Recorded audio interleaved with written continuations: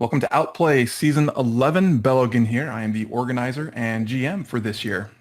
Hello, and I'm Savoy, and I'll be one of your judges for the season. So we're very excited to get this thing kicked off. Okay, Belligan, tell us a little bit about what is Outplay in the first place. Yeah, Outplay is an annual competition for players on RPG Crossing.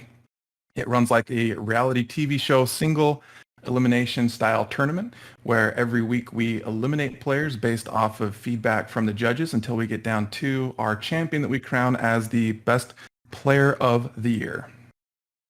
Savoy, tell us a little bit about the system.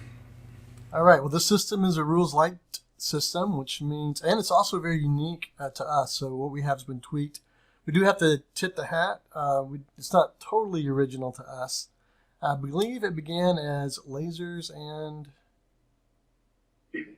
lasers and feelings. And then it got segued into another system that was more fantasy oriented, but we've definitely tweaked it for the system this year. So very excited about that. So why did we choose a system light for this year? Yeah, a rules light system. So it's a bit experimental, but we chose to go with a rules light system this year to put everybody on equal playing field and to have a low bar of entry for those who would like to get in. There's no books that you need to buy. It's not a super complicated set of rules. It's roughly a page or two if you print them out. Yet it's still flexible enough to let players put together a concept of something that they'd like to play, maybe even something that isn't typical for the fantasy genre, and still fit that in and let them roll with it. And there's always the hope that in doing so and putting everybody on a level playing field, we will get rid of some of those obnoxious rules lawyers that everybody hates. Rules lawyers are hated? No, no, no. We love Guilty, we yes. love everybody. The first step is giving your adventurer a name. Maybe even a descriptive title. Then the next step is to choose a race. You really have three methods to choose here. You can do the Iron Man and just go random and stick with that. You can go ahead and roll and see if you like the outcome, and maybe that will get the creative juices coming, or you can just pick. It really is totally up to you. So your first statistic is called the character number, or CN for short. It's a number between 2 and 5. Now you can simply roll a die 6 and ignore 1s and 5s, or you can just pick a number that describes the kind of character you want to play. Now if you choose a number or end up with a number that is low, that means you're better with things like magic, knowledge, perception, persuasion, those kinds of things. And a high number, meaning a 5 or 4, means that you're better with things like weapons, sneaking around, athletics, intimidation, those kinds of things. So the next step, and last step really, for character creation is getting gear, signature moves, and a known spell. So you get 3 pieces of specialized adventuring gear that you can use in your adventure, and you're considered an expert with these. And, it could be a rope, it could be picks, it can be a particular piece of armor or weapon. Now, if you have a character number of 4 or lower, one of these should be a focus of some kind, maybe an orb or a spell book, wand, something like that, holy symbol, so on. This is known as your spell focus. Now you get to create 2 signature moves that your adventurer knows. This is performed using a piece of adventuring gear. It can be special attack, rope trick, something of that nature. Now for the magic users, one of these will be your known spell of some kind using your spell focus. The number of spells you get to have is based on your character number.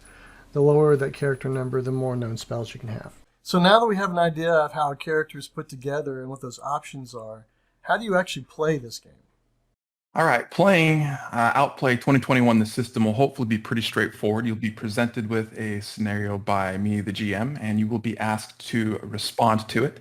Typically, that's going to involve you using some of your adventuring gear or some of your skills and making a roll. So you will describe this scenario of how your character is responding to it. And then in an applicable field set out of character afterwards, you can include any type of mechanical roles that are involved in there. So for those of you that hate INUM, we're not using that this year. Small cheers. So long, farewell. And then you make a roll that's applicable to the type of action that your character is doing. So if you're doing something that's physical, like sneaking around or using weapons or trying to physically intimidate somebody or doing acrobatics, then you are wanting to roll low. So you want to roll under your character number. Whereas if you were doing something that is more mind-oriented or casting spells or calling on knowledge of things that you may have known or persuading people through logic, that could be a roll where we would roll high. So we'll call this an outplay roll, either rolling low or rolling high. Now, if you happen to hit your character number, that counts as a critical roll, and we count that as 2 successes. And you just add up your successes and list them out. And then based off of that, on the next update, the GM is going to give a response. So the trick to the system is that the GM actually never makes a roll. Everything is in response to the player's rolls and how they perform. So you get a little bit of narrative freedom based off of how many successes you have, roughly how you think something would play out, and you are absolutely welcome to write that. But the narrative is going to roll and shift and rotate based on those successes or failures. Hey, Savoy, how about you tell us a little bit about the magic system and how that works? Well, there's a lot of flexibility, again, in the system when it comes to magic. And there's really 2 kinds of magic we're talking about. Those at will cantrip things that you would do that basically just add spice and flavor to what you're doing. They'll have no mechanical outcome, really. Won't affect rolls and that kind of stuff. But they could add a lot of spirit and interest and different bits and bobs of posts that really makes them come to life. The magic system, again, is pretty flexible, so you're really designing your own pretty much. So first thing, come up with the name of the spell. Next, you need to choose an effect. It's going to be healing, damage, buff, debuff, or utility, one of the 5. A healing spell will remove the number of wounds equal to the number of successes you have on your outplay roll. Damage is the opposite of that. Your outplay roll tells you how many wounds you deal to an enemy. A buff will affect your team. For example, may allow them to ignore a penalty from wounds that they have, or provide a bonus for the future. A debuff, it will affect a group of enemy targets. How effective that is depends, of course, on the success of the outplay roll. And the utility spell is just anything that really isn't covered in healing, damage, buff, and debuff. Of course, how effective that is depends on the number of successes you have in the outplay roll. The duration for all of these is 1 minute. So that covers magic, but even though we've covered the basics of how to create a character, how to play that character, how magic works specifically, there's going to be questions that have come up through the play testing that we've done already, right, through the alpha and beta testing. So can you give us some examples of some of those questions and answers that have come up so far? We've had several questions come up so far that might be good to know, and all of these and more are going to be covered in the Outplay System Rules question and answer segment on the forums, but just a couple really quick to handle. When selecting signature moves, should we be worried about non-combat signature moves? And the answer to that is absolutely yes. Through the event, there is going to be some combat. It should hopefully be really fun, but that's going to be potentially 2 rounds maybe, more or less, really depending on how you choose to approach those. So you want to make sure that you use at least one of your signature moves or one of your signature spells for things that can aid your character, and certainly using some of your equipment that you have to aid in other types of adventuring. Another question that came up, is there any kind of restrictions for exotic races and characters? And tying that in, is the entire theme tied to the high fantasy concept? And the answer is the real restriction really is your character has to have a reason to be in this plane of existence and with the Crossing Companions Adventuring Guild. Beyond that, you can go hog wild. If you want to be a sentient dog with 6 legs that has a knife in its mouth, you are absolutely welcome to play that. If you would like to be a time traveler from Doctor Who got stuck in this world, that's absolutely fine. You can do that as well. So long as your backstory ties you in, we should be good to go. Should they have questions or concerns during the event? What's the best way to go about getting that addressed?